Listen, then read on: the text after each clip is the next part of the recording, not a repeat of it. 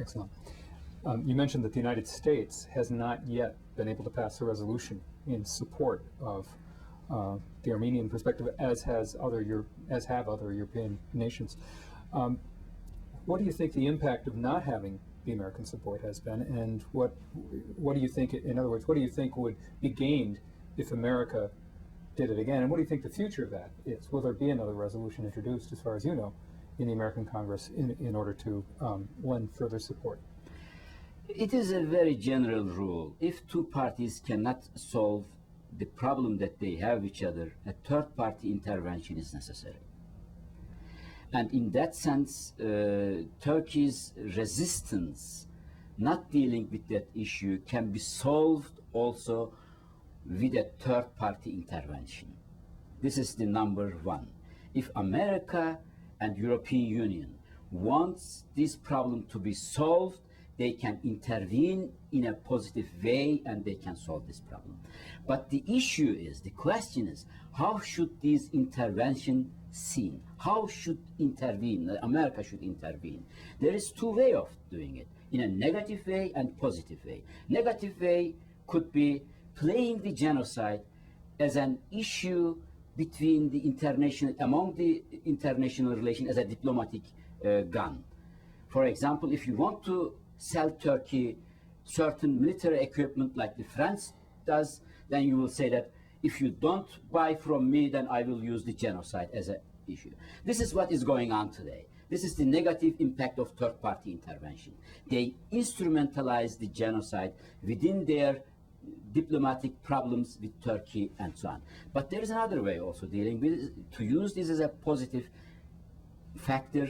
This means try to bring Turkey on table, to establish the Truth and Reconciliation committees, to bring Turkey to deal with that issue in an open way, and to acknowledge the genocide on their congresses, not only on their congresses.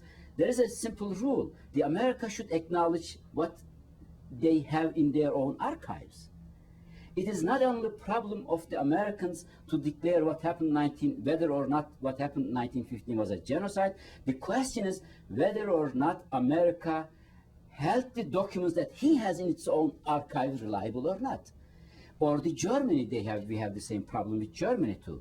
Today, the most reliable sources on 1915 are in American and German documents. They should first acknowledge that the truth and what the truth in their own archives. And the second way is to bring Turkey openly discuss with this issue in Turkish society and to support the Turkish democratization movement. This is a part of democracy movement in Turkey, and the question is very simple, whether America or Europe wants a Turkey be a democracy or not. If they really want a democratic Turkey, if they really want Turkey to be part of the Western Europe or the Western democracy, they should intervene in a positive way that Turkey openly discuss this problem in Turkey, and it should be happen. This is the way, I think, that they should deal with that issue.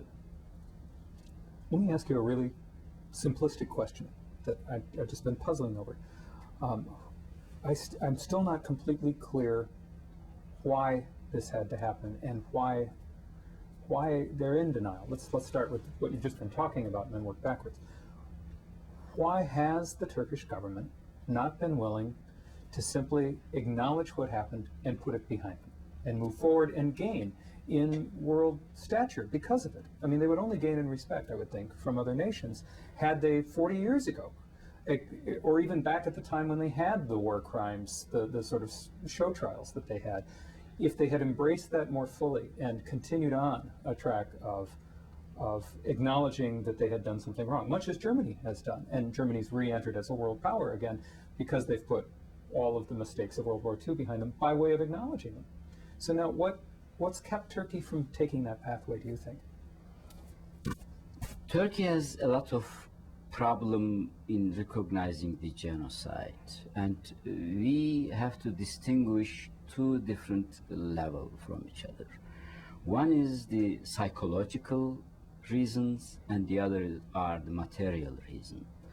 When one asks what are the reasons that Turkey so vehemently reject the genocide, the simple answer one gets is, oh, because of the compensation, the material reason.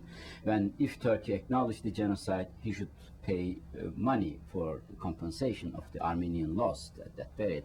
And some also argued that Turkey should give some land to Armenia back. There is actually no problem of territory or land between today's Armenia and Turkey. This is only a nationalistic propaganda used in Turkey. The basic problem is, in that sense, compensation. Turkey should come to term. If Turkey comes to term with its past and acknowledge the genocide, then it should compensate the Armenian losses.